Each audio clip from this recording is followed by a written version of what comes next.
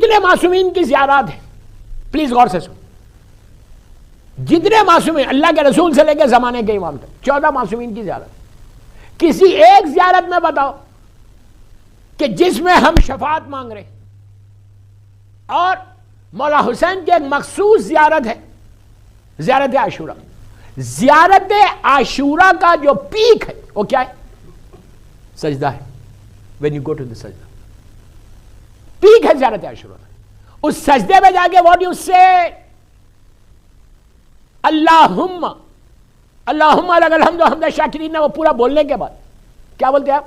اللہم ارزقنی شفاعت الحسین علیہ السلام یوم الورود.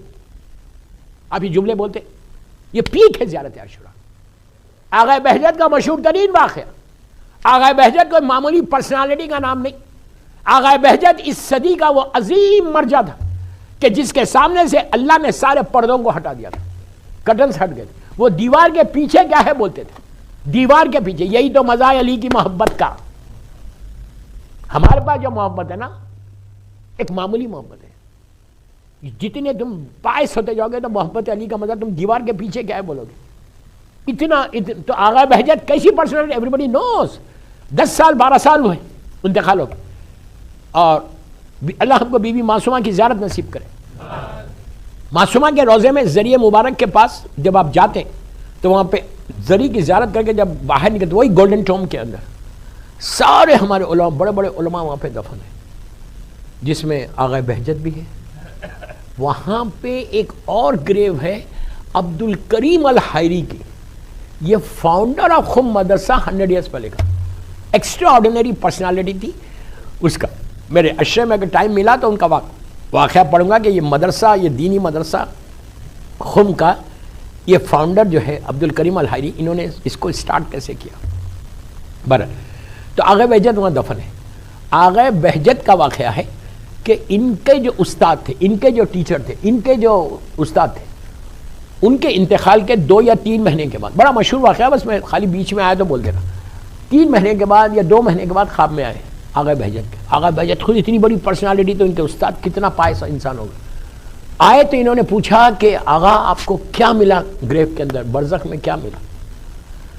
تو کہا جتنی میں نے نیکیاں کی، ذرہ برابر بھی جو میں نے نیکی کی، ذرہ چھوٹا، اللہ اتنا کریم ہے، مجھے ہر چیز کا اجر دے. تو آغا بہجت گنانے لگے. کیا گنانے لگے؟ آپ نے یہ بک لکھی، آپ نے یہ کیا، آپ نے دینی مدرسہ بنایا، آپ نے یہ کیا، اتنی نیکیاں، کس کا اجر زیادہ ملا؟ انہوں نے کہا کہ ہر چیز کا اجر ملا.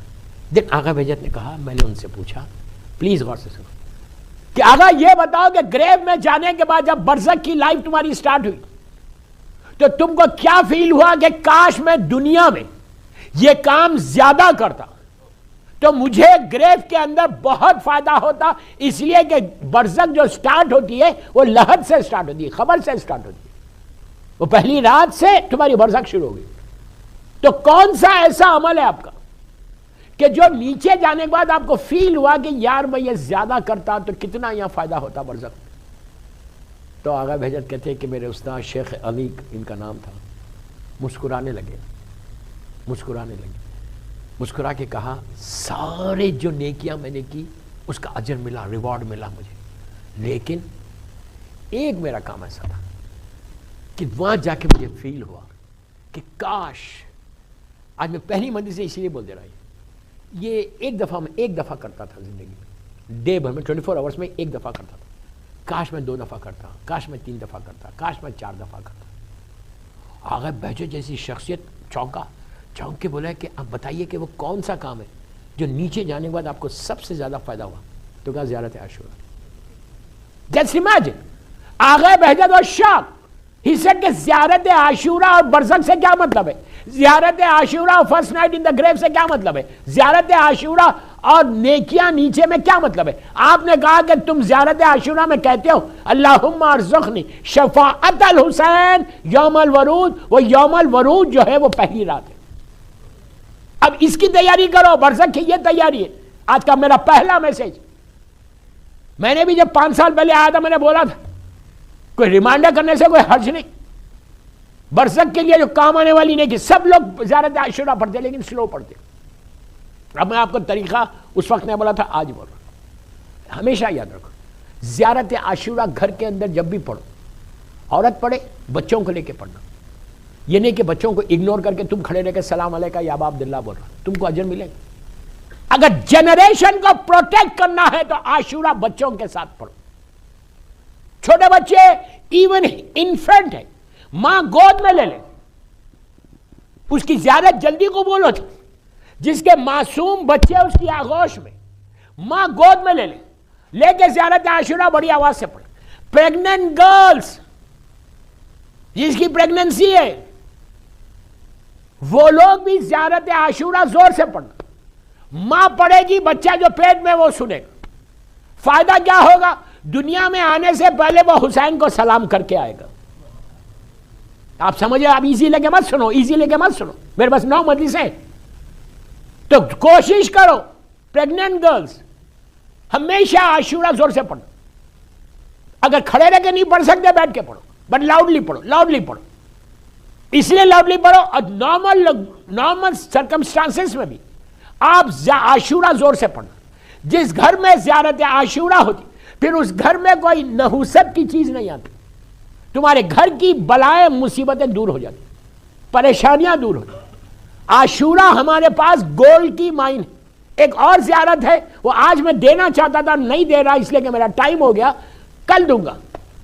ایک اور زیارت ہے مولا حسین کی، جو یہ سیزن میں پڑھی جاتی، یہ زمانے میں پڑھی جاتی، یہ موسم ہے اس زیارت پڑھنے کا، وہ بھی گولڈ کی مائن ہے۔ دو ویسے ہر زیارت گولڈ کی مائن ہے، لیکن میں آپ کو بتا رہا صرف عاشورہ بھی گولڈ کی مائن ہے۔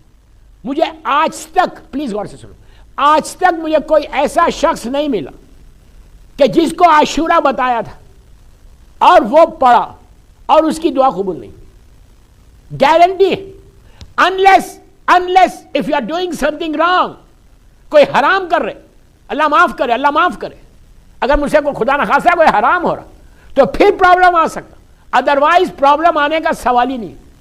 تو پلیز میرے آج پہلی مجلس کا یہی میسج تھا، پڑھنے کا طریقہ بتا دیتا، مصائب پہ آرام ہے۔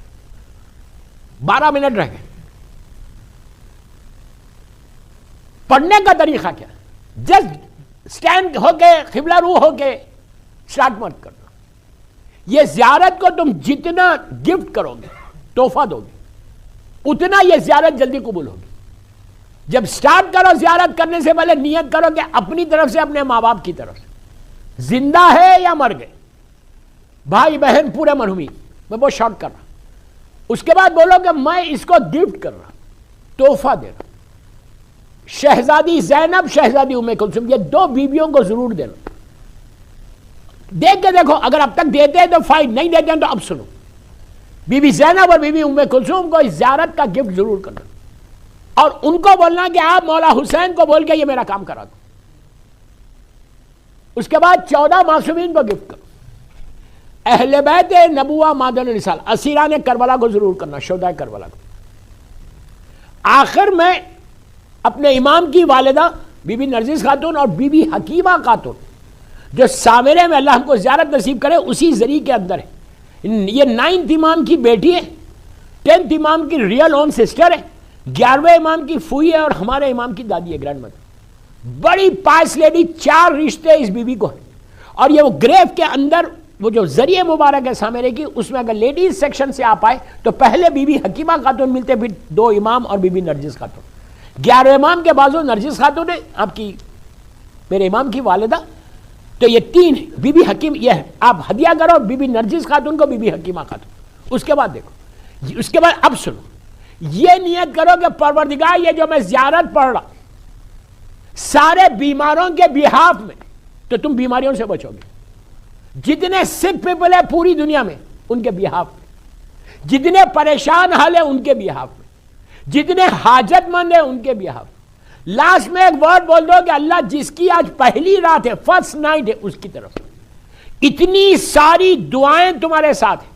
اس کے بعد جب تم بولتے ہیں کہ السلام علیکم یا ابا عبداللہ، تو یہ ہزاروں لاکھوں ملینز کی تعداد میں پہلی رات اور جتنے دنیا میں مومنین مومنات دنیا سے چلے گئے برزخ کی لائف میں ہیں، ان سارے برزخ والوں کو تم نے زیارت عاشورہ کا یہ گولڈن گفٹ دیا، تو وہ سارے کے سارے تمہارے حق میں دعا دیں گے کہ سن لو جملے کہ پروردگار یہ آدمی مجھے جانتا نہیں تھا، یہ لڑکی مجھے جانتی نہیں تھی، میں اس کے زمانے کا نہیں ہوں، میں اس کو پہچانتا نہیں، یہ میرا رشتہ دار نہیں ہے، لیکن اس کے باوجود اس نے مجھے یہ تحفہ دے کے برزخ کی زندگی میں مجھے سکون دیا، اللہ اب اس کی زندگی میں سکون دے دے۔